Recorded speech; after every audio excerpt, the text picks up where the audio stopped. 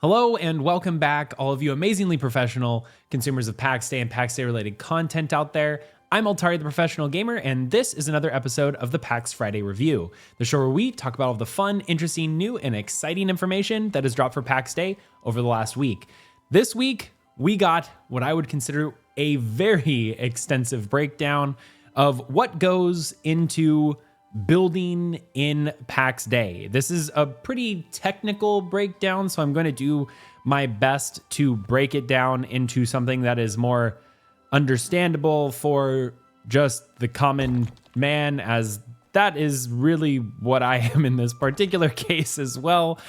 And I looked up some of the information that was there to give it a little bit more context for everyone. And then the Golden City, the city that I have been building with all of the members of the Golden Company, was actually featured as one of the screenshots for this announcement as well. So that's a pretty cool little shout out, but we're going to go over that and a little bit more in today's episode. So if you enjoy this type of content, by the end of the video, don't forget to hit that like button, subscribe so you can get notified whenever we post new Pax Dei or Pax Dei related content, and share with any of your friends who might be interested in Pax Dei. All right, we're going to head over to the official Discord and check out what's under the hood for the building system. I'll see you over there. All right, so here we are on Pax Dei's official Discord server, and today we are going to be talking about tech insights on the building system, and this one hits pretty close to home for me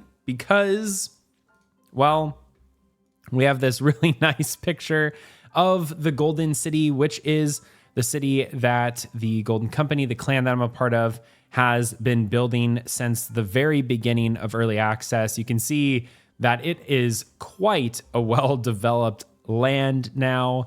And part of the reason why this also hits close to home is because we, I believe, tested the limits of the building server, and I think it might have even prompted this really cool little breakdown of the building system tech. So we're going to go ahead and try and digest some of this and see where we are at with the building system. Now, first and foremost, they did mention that some of the hottest home valley zones have around 400,000 building pieces, with a total of 24 home valleys per world.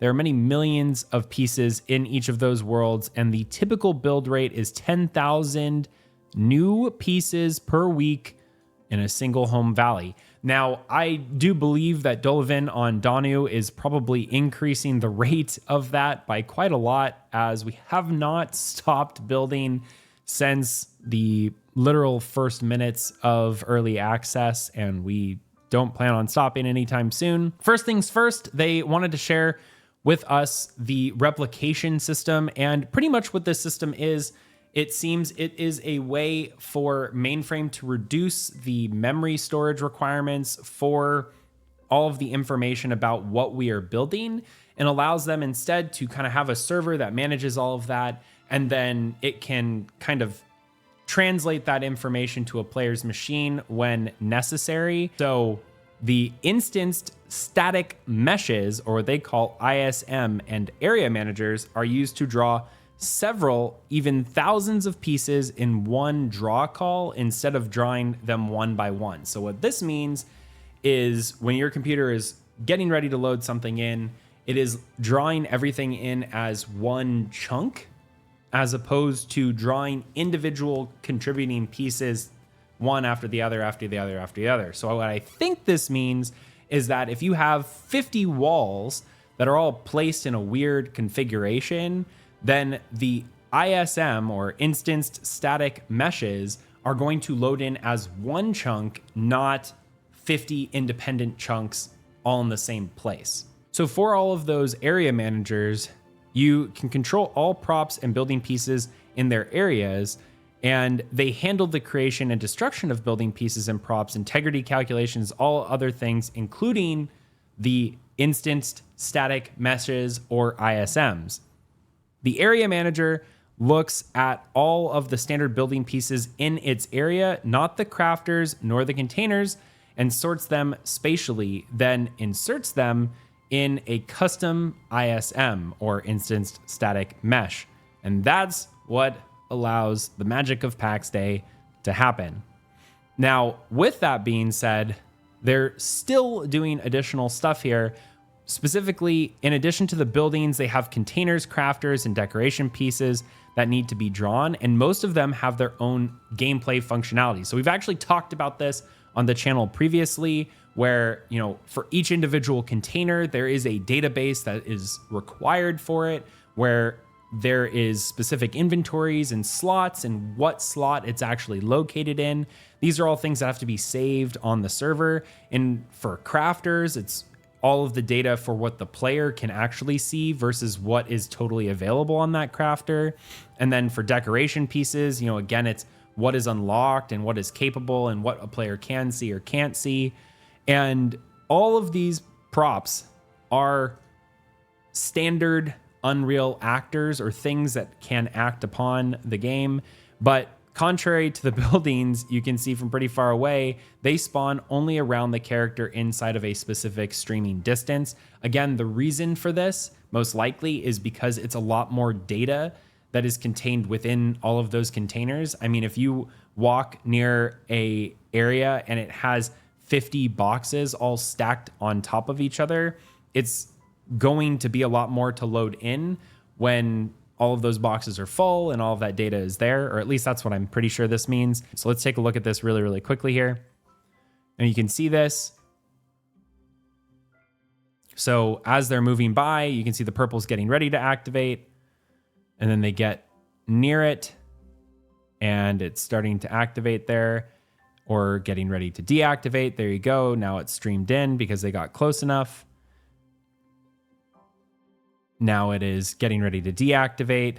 Now all of these are getting ready to deactivate. Now they've all deactivated. As you can see right here, they kind of all phase out of existence. Now, mind you, this particular character seems to be really, really, really far away from everything. And this is actually kind of contrary to what a lot of players might experience in the game, where if you're using the fly cam and you fly super far away, none of this stuff seems to disappear. And that is, I'm pretty sure, because your character is still in the location. It's just your camera that's flying farther and farther away. So you can try and actually test some of this next time that you're playing the game and you're inside of a home valley. You can kind of go out using your fly cam and see what buildings disappear from how far away your character is. All right, so then now back to the rest of the article, and we can actually kind of see this nice little image of the Golden City there. Super proud of all the work that we did. But now they're going to talk about other things that need special treatments, like light sources. When your character is close to them, the lights are running through the Unreal Lumen lighting engine. And then there's also dynamic global lighting, which comes from Unreal 5. And then in some home valleys, there can actually be more than 20,000 different light sources. I mean, for anyone who is interested in doing the math here, that's like 2 out of every 40 building pieces in a home valley are just lights and lights alone. That is pretty crazy. Now, of course, there's also some other constraints on the server side. One single Unreal Engine server is only really able to handle 150 to 200 players, at least right now. And if more players want to be in the same village, then they need to be able to create different instances. And that's really where the power of this Repli server / system comes in handy, because since everything is getting tied back to that main server, when someone places something in one instance, it gets sent to their main replication server on the back end, and then it gets pumped back out to any of the instances that have been streamed. So while the players might be on different instances, the actual building pieces that are there, if everyone is all in the same area and building all at the same time, you'll still see updates of the things that are being built there for that process. And then that kind of explains the whole situation that when you log in, you often will see the landscape first, then the buildings, and then finally the props. And I think that's why ultimately when we are talking about things that were causing the servers to have too much of a load and players couldn't load in, a lot of the times players were freezing on the parts where they would load in. You'd see the world, you'd see the buildings, but then it would come time to load the props and everything would explode and their game would crash. I think it was because too much information was trying to get through that bottleneck and it was prohibiting the client from actually communicating with the server. So then it would disconnect. Now, they did say players have been building much faster than they anticipated. The whole system has seen many different optimization passes already, and they still have a couple of tricks up their sleeve. The current system should work fine until about 500,000 pieces, but after that, they will start seeing new issues that they're gonna have to solve.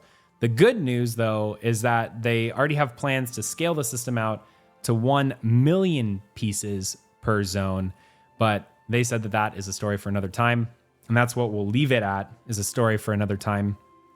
But that is all the information that they had for us on the building breakdown. And then they also went and gave us a quick little blurb about the joys of building and some of the tips and pointers for all of that.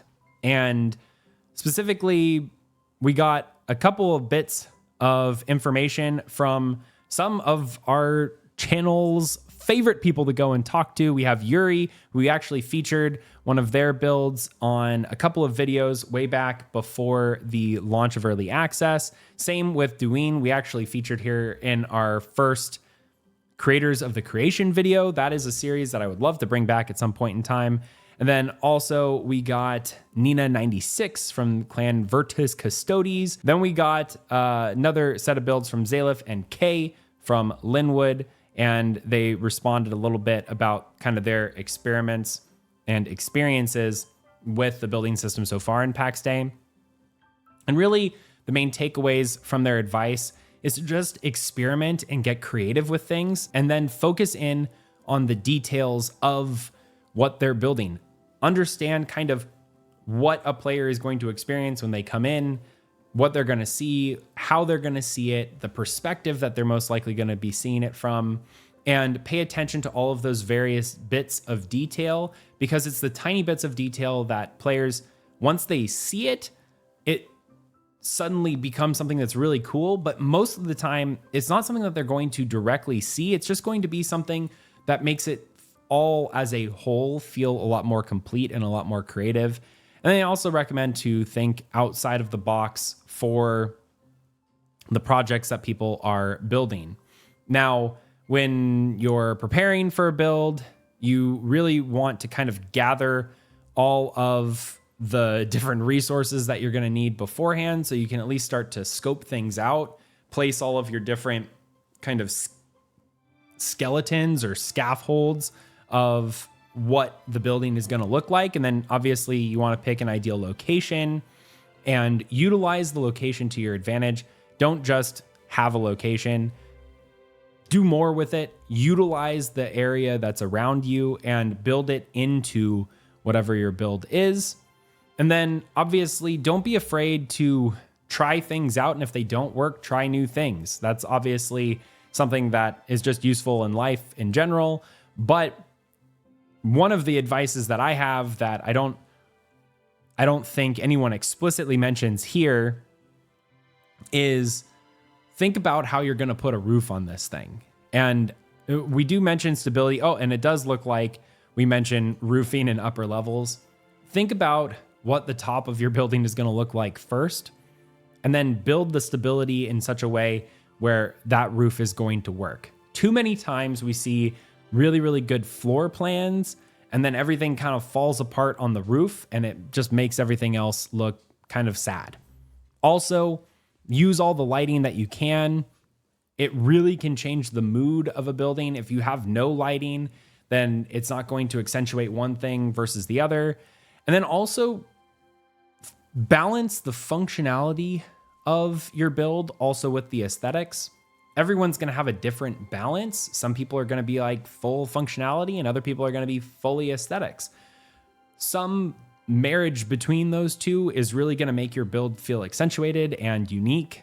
And then share your ideas with others. Some of the things that I like to do the most is go out into the community and see all of the unique ways that players are using the build pieces to then apply to some of the things that we are using in our own specific builds. Now, We also have this last little note here, learn to love wooden beams. I think if anyone watched our building of the cathedral in game in the Golden City, you'll know exactly how much I love wooden beams. They are the thing that makes this game work.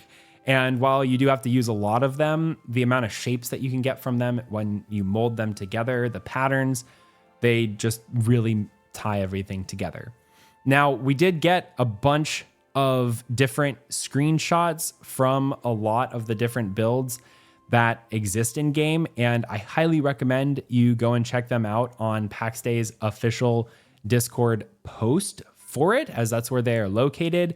But I don't want to steal any of the glory of all of those amazing builders. And hey, maybe we'll have some of them featured very soon on the channel. With that being said, that is everything that we had to talk about for this week. And hopefully next week we'll have another update on the timing that we can expect for the autumn update. We are officially in autumn now, so I'm expecting that we'll be learning something in the next couple of weeks. Hopefully you all enjoyed this episode of the PAX Friday review, and if you did, I hope you can leave a like, as it helps our channel out a lot. Subscribe so you can get notified whenever we come out with new PAX Day or PAX Day related content, and share this video with any of your friends who might be interested in learning more about PAX Day. Until the next video, I'm Altari, the Professional Gamer.